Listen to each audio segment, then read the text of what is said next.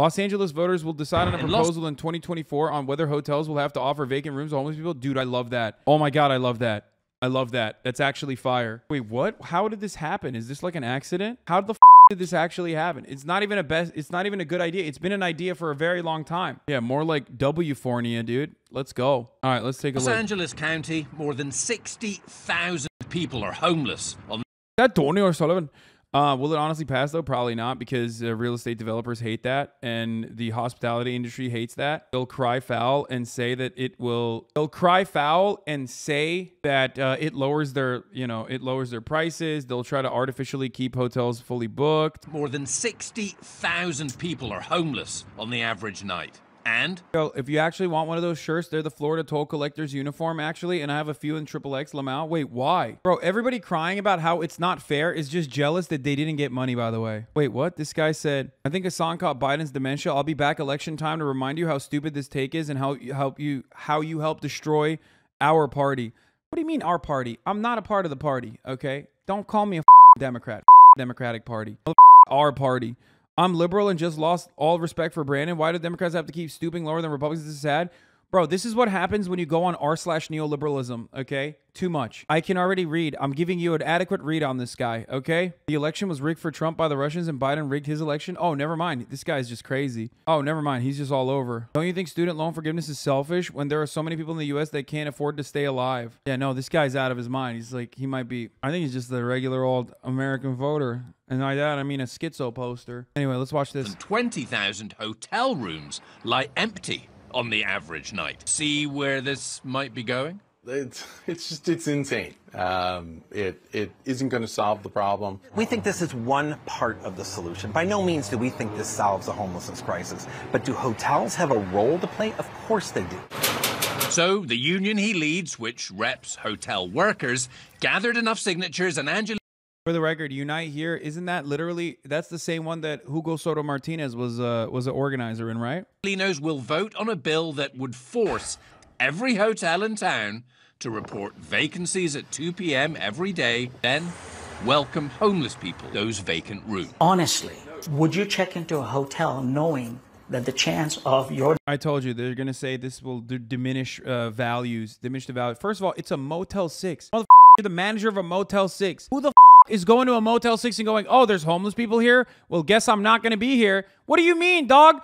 Every Motel 6 is already people that literally can't get a home. He's just mad that his clientele no longer will have to pay for it. That's it. That's literally it. That's so funny. That's incredible, dude. That is hilarious. To the left or right is a homeless individual. What does that mean? That means it's just a person without a home. Like, what does that mean? You're making it seem like a homeless individual is like something different. They're like a alien. Manoj Patel voluntarily rents some rooms to homeless people who are vetted and paid for by... Oh, yeah. He voluntarily rents out rooms to homeless people already. That's why I called it. He literally is already doing this. He just doesn't want to do it for free. A local church, but he's against this bill that would make that... We barely are surviving, number one. Number two, we have to think of the safety of our staff. And number three, we're not professionally or any otherwise equipped with any of the supporting mechanisms.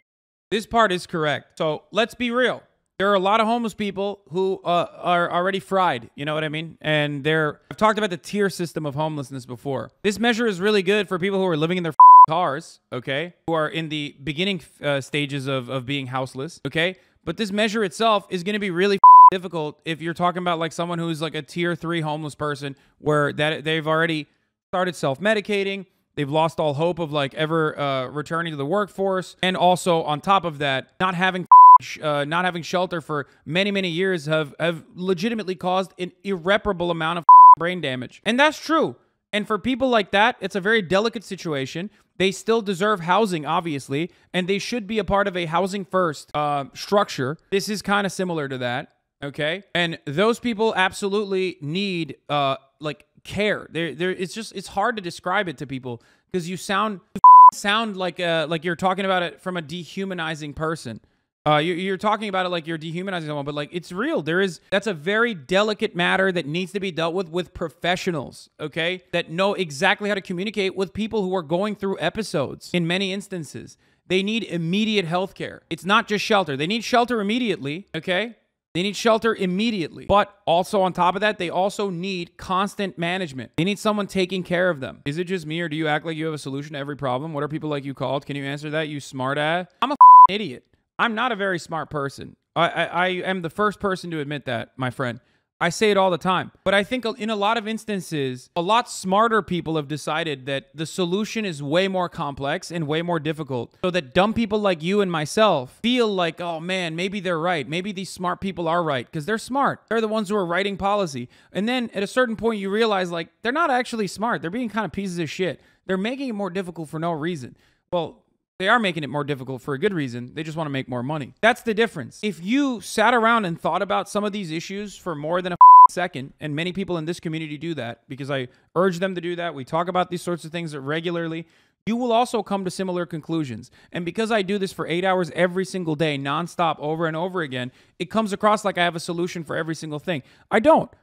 That the homeless guest would require. What services would be provided remains unclear. Also unclear the funding, and hotels would be paid fair market rate. It's up to the city.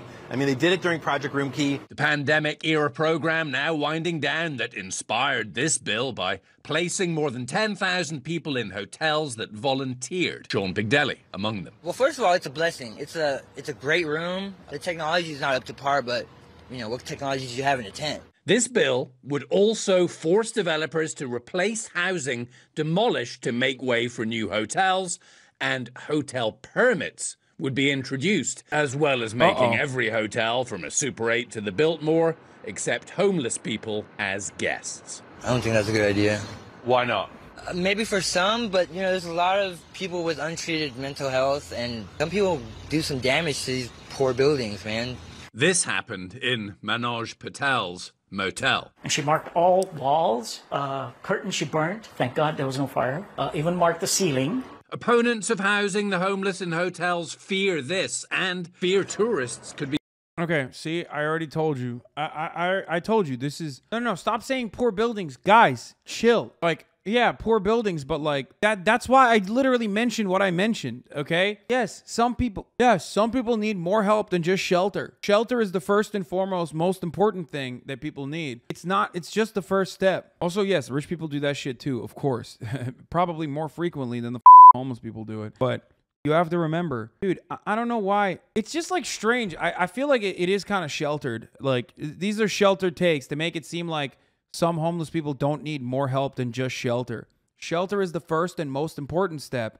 And that's why I advocate for a housing first policy with respect to tackling the homelessness crisis. But of course, there are a lot of homeless people, I promise you, that need significantly more help than just shelter, okay? Some of you fuckers live in Idaho and have never encountered a homeless person, so you're like, you don't understand it. But like, no, there's a lot of people that need it. Shelter is just the start. I mean, this seems like a real band-aid solution. The Cecil Hotel in downtown LA was already converted to a hybrid low-income housing because of city laws is housing approximately 600 low-income housing. Like, I don't know if you ever talk to volunteers or social workers, but like, bro, there are homeless encampments everywhere in every city in Los Angeles at this point. Like, every grid, every city, I mean, every street on this grid has like one homeless encampment at this point. And there are some people living in those homeless encampments that are fine. They could totally, all they need is shelter. And then boom, they have a place for hygiene. They have a roof over their head that gives them a security that also, gives them literal privacy and protection from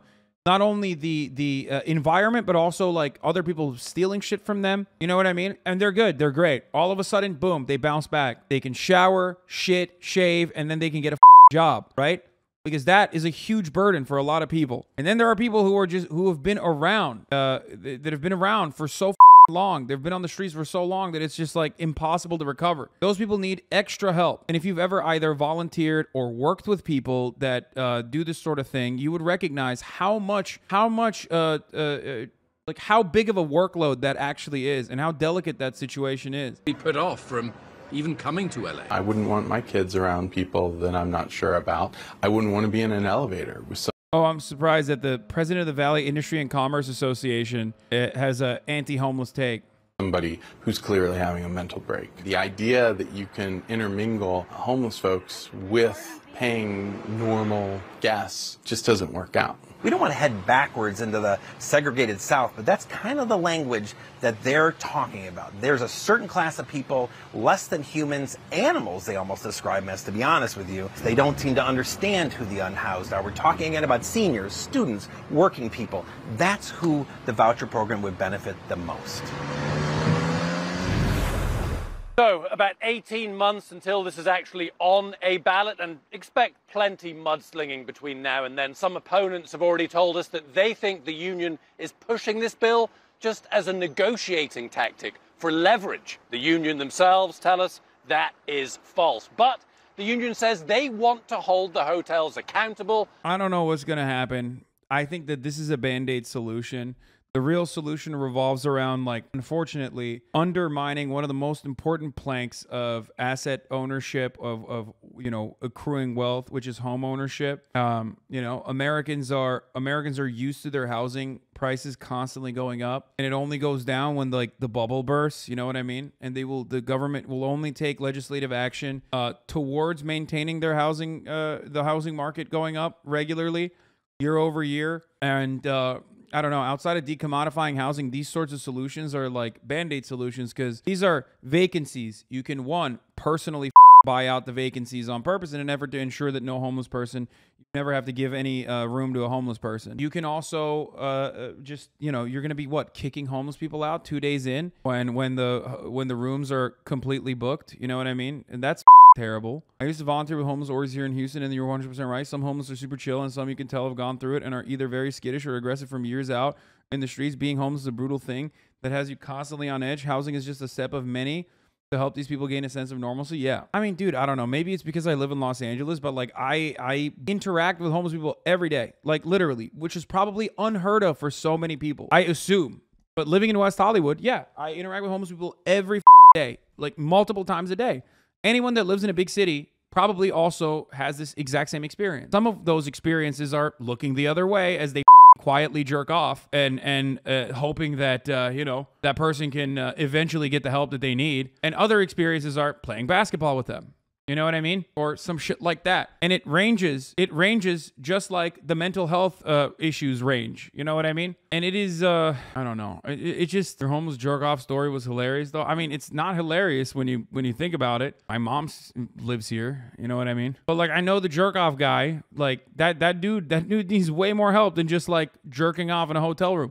Immediately putting him in a hotel room, you know, is better. Now he can jerk off in the comfort of a hotel room. He can take a shower and stuff. Or the poop towel story. I mean, the poop towel one is like, the poop towel story is just like, that one is a direct reason that one is a direct problem caused by not having like adequate hygiene, adequate places to take a shit and shower. You know what I mean? That's just the direct solution. Poop towel? Yeah, someone shat in a towel and like left it directly in my parking space outside my house, and I drove over it. That was a long time ago. Why don't you let your homeless people why don't you let homeless people into your house, into your vacant rooms? I don't know. Why don't you let them, why don't you do that? Like, what kind of question is this, bro? Like, that's such a stupid argument. I don't know why this is like a legitimate argument. No, I don't want a stranger. It doesn't matter if they're homeless or not.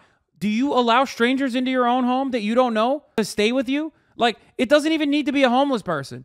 Is that how that works? Like, what a psychotic take, dude. I let one homeless person live with me. What happens to the 56,000 other homeless people? Are they all going to take turns? I love that argument because there's like so many unoccupied office buildings in every major city that we can use, but nah, I need to share my 400 square feet studio because I have empathy. Yeah, exactly. They also imply that homeless people don't deserve the privacy. Like, that's so crazy. Bro, I wouldn't even let my cousin stay over. Yeah, that's what I'm saying. Like, people genuinely think that's an adequate dunk too. American politics is literally just blaming individual people for systemic problems. Yeah, it's so stupid. It's so incredibly stupid. It is so like painfully American hyper individualistic dumb brain attitudes.